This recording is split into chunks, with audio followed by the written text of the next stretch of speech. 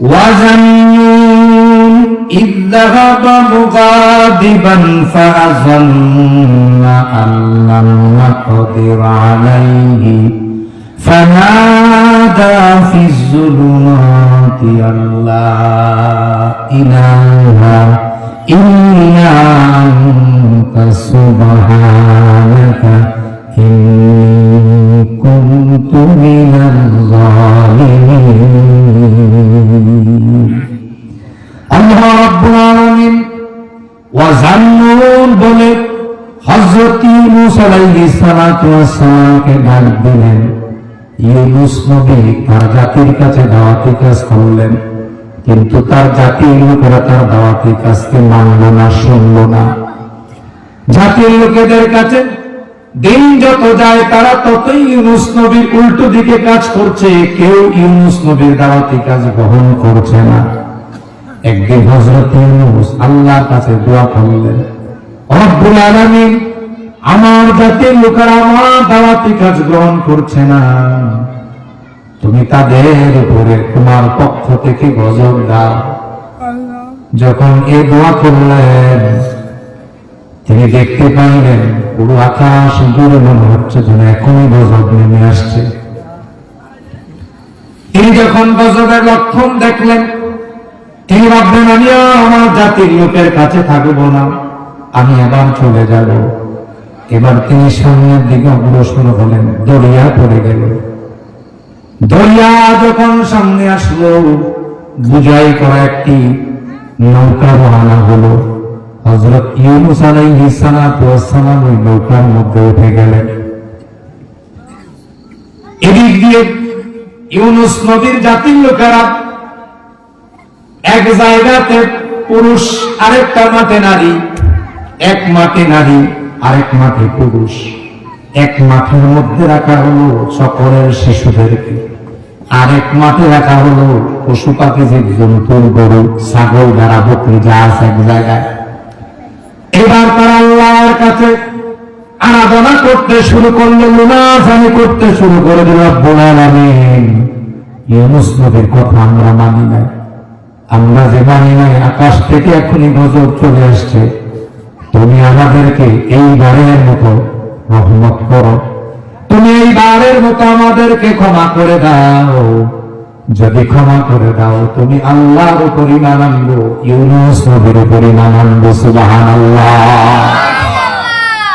আল্লাহর কাছে তাদের এই দোয়ার কাইফিয়ত বড় ভালো লাগলো। আল্লাহ রাব্বুল আলামিন সাথে সাথে তার জাতির লোকদের দোয়া কবুল করে নিলেন। সুবহানাল্লাহ। বিপদ চলে গেল। এদিকে ইউনূস নবী মাছ দরিয়া যখন চলে গেছেন, যাওয়ার পরে এবার দেখতে পাইলেন মাঝি যদি একজন লোক না নামে তাইলে নৌকাটা ডুবে যাবে, নৌকাটা ডুবে যাবে, দরিয়ার শেষ প্রান্তে যাওয়া যাবে না। সিদ্ধান্ত হলো একজনকে নামাই লাগবে, কেউ নামতে রাজি হলো না। অবশেষে সিদ্ধান্ত হতো লটারিরা, লটারিতে যার নাম উঠবে সেই নামলে। যতবার লটারি দেয় নাম একটা মতে হযরত ইউনূস। সুবহানাল্লাহ। এই সব খেলা কার? আবার বলেন কার? এবার ইউনূস নবীকে তারা জানে তিনি নবী, সম্মান করে কেউ রাজি হলো না ইউনূস নবীকে দরিয়ার মধ্যে লাফ দিয়ে পড়ে দেওয়ার জন্য। কিন্তু একে একে তিনবার যখন তার নামটা উঠে গেল, ইউনূস পয়গম্বর চিন্তা করলো এবার আর লাফ না দিয়ে কোনো গতি নাই। নিজ থেকে সিদ্ধান্ত নিল, আমি এই দরিয়ার মধ্যে ঝাঁপ দিব, আমি আর নৌকায় থাকবো না। আল্লাহ বড় একটা মাছকে অর্ডার করলেন, মাছ দেরি করিস না, তাড়াতাড়ি যা, আমার বন্ধু লাফ দিতে দেরি হবে, তুই মাছ মুখে নিতে দেরি করবি না। ইউনূস পয়গম্বর লাফ দিতে দেরি আর মাছ মুখে নিতে দেরি করলেন না। মাছ এবার তার পেটের মধ্যে নিয়ে আল্লাহ বলেন হযরত ইউনূসকে নিয়ে একদম গভীর পানির তলদেশে চলে গেল। আল্লাহু আকবার। এক তো মাছের পেটের অন্ধকার, আবার অন্যদিকে পানির মধ্যে যে অন্ধকার। দ্বিতীয় তৃতীয় 3 নম্বর আরেকটা ব্যাখ্যা এসেছে।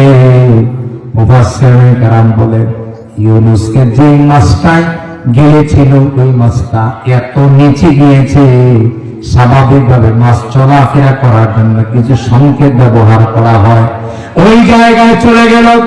আমরা যে পানি দেখি, পানির মধ্যে মাছ স্বাভাবিক দেখতে পাই, এর গভীরে যদি কোনো মাছ চলে যায়, সমুদ্রে যদি কোনো মাছ চলে যায়, ওই মাছটা স্বাভাবিকভাবে কিছু দেখতে পায় না, সিগন্যাল দিয়ে চলতে হয়। ইউনূস নবীকে মাছ এত নিচে এত গভীরে নিয়ে গেল, সিগন্যাল ছাড়া চলতে পারে না। আল্লাহ বলেন তার মাছের পেটের গভীরতা, মাছের পেটের জুলুমাত অন্ধকার, আবার সাগরের জুলুমাত সাগরের অন্ধকার, সব মিলে হযরত ইউনূসের জীবনে নেমে আসলো অন্ধকার আর অন্ধকার। আল্লাহু আকবার। বলতে পারেন হুজুর ইউনূস কেন মাছে খাইলো? আসলে মূল কারণ হচ্ছে ইউনূস যাবার বেলায় জাতির কাছ থেকে আল্লাহ অনুমতি নেয় নাই।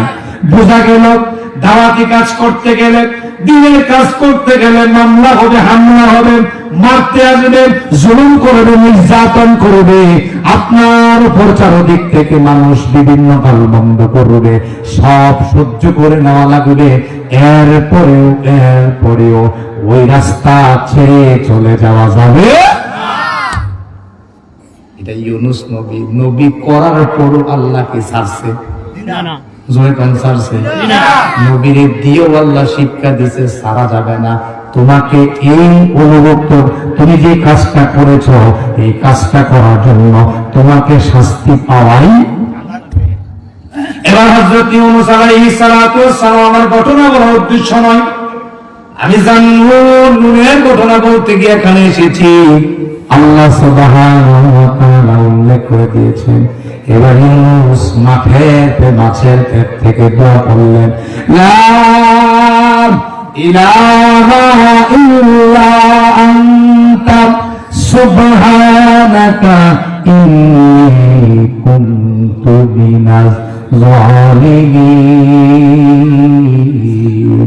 রব্বুল আলামিন, ও আমার আল্লাহ, তুমি ছাড়া কোনো ইলাহ নাই, তুমি ছাড়া কোনো বিধানদাতা নাই, তুমি ছাড়া কোনো আইনদাতা নাই, তুমি আমার আল্লাহ, তুমি আমার রব।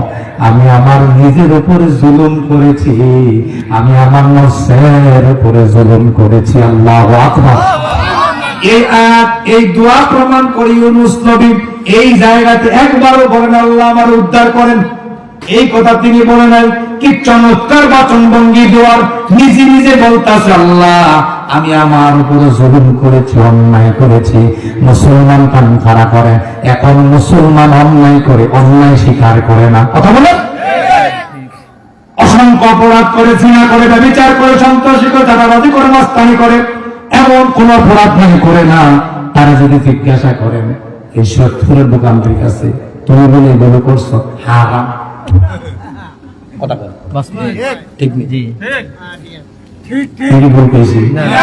এই মুরব্বী দেখছে, মনে করেন উদাহরণ দিলাম ওনাকে দিয়া, ওনারা কালকে সকালে আপনারা বেরেন না, এই মুরব্বী দেখছে আমারে, আপনার বাপ আমারে দেখছে আমি সুদের টাকাগুলো গণতাছি। এবার মুরব্বী দেখছে, মুরব্বী ভাবলো সন্দেহটা দূর করি, এই মেয়েটি আইডি আমার দিছে, কেটা দিছে, কথা বুঝছেন? কিন্তু এখন যাওয়ার সময় মুরব্বী জিজ্ঞাসা করলো তুমি কি একটা দিলা? আর করলেন না, 2 মাস আগে তার কাছ থেকে 1 লাখ টাকা নিয়েছিলাম, 20,000 টাকা গণ্যা দিয়ে গেছে, সাক্ষী পাওয়া গেছে, আমার তো দেখছে। এবার সকালবেলা একারে ফেরাতে কাছে তুই কান্না করলি কি? রিস্কা চালা, ভ্যান চালা, কুলি মজুর, কষ্ট করে জীবন পরিচালনা করে তুই কেমনি তার কাছ থেকে টাকা নিলি?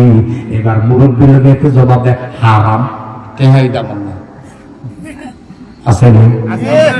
মুসলমান নিজের অপরাধ স্বীকার করো না, কোনদিন তোমার অপরাধ ক্ষমা হবে?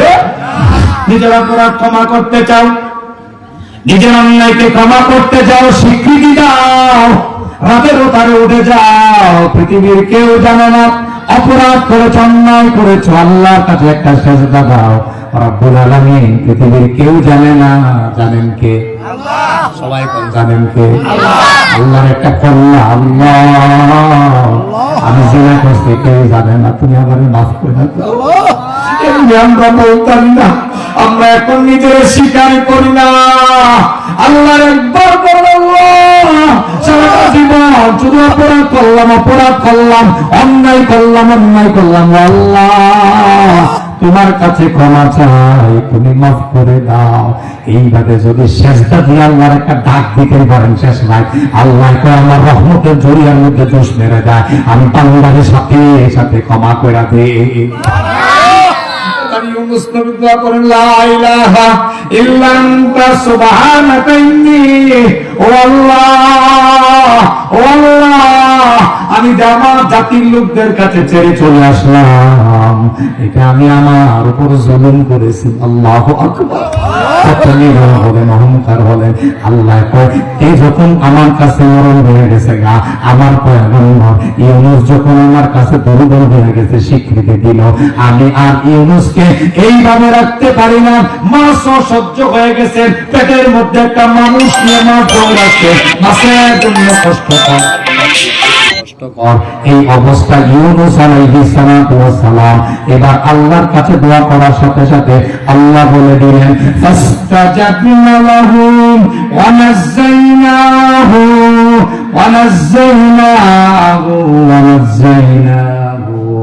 আল্লাহ কয়, বান্দা তুমি যখন আমার কাছে তোমার অপরাধ স্বীকার করলা, আমি আল্লাহ তোমার মধ্যে যে অপরাধ আছে সব ক্ষমা করে দিলাম। আল্লাহু আকবার। মাছ রেখেছে, মাছ আমার বন্ধুরা রাইস না, এবার তুই আমার বন্ধুরে ছেড়ে দে। আল্লাহু আকবার। এবার মাছ ছেড়ে দিল, মাছ বেঁচে গেল, বন্ধু বেঁচে গেল। বলেন তো দেখে এই সম্পূর্ণ বিষয়ের পেছনে কি ছিল? আমি গবেষণা করে পেয়েছি, শুধু নিজের দুর্বলতা নিজে স্বীকার করতে পারলে আল্লাহ সবাইকে ক্ষমা করে দিবে। সুবহানাল্লাহ। আসতে বেরেন সুবহানাল্লাহ। ওয়াকাযালিকা নুনজিল মুমিনিন। ও দুনিয়ার মানুষ, শুনে রাখো, তোমার জীবনে এমন ঘটনা আসবে, তুমি যদি মুমিন হও তোমার জীবনে ঘটনা আসবে। তোমার জীবনে যদি ঘটনা আসে তুমি বুঝে নিবা এটাও আমার পক্ষ থেকে একটা পরীক্ষা। আল্লাহু আকবার। এখানে নুন মানে মাছওয়ালা, এখানে নুন মানে কি ওয়ালা।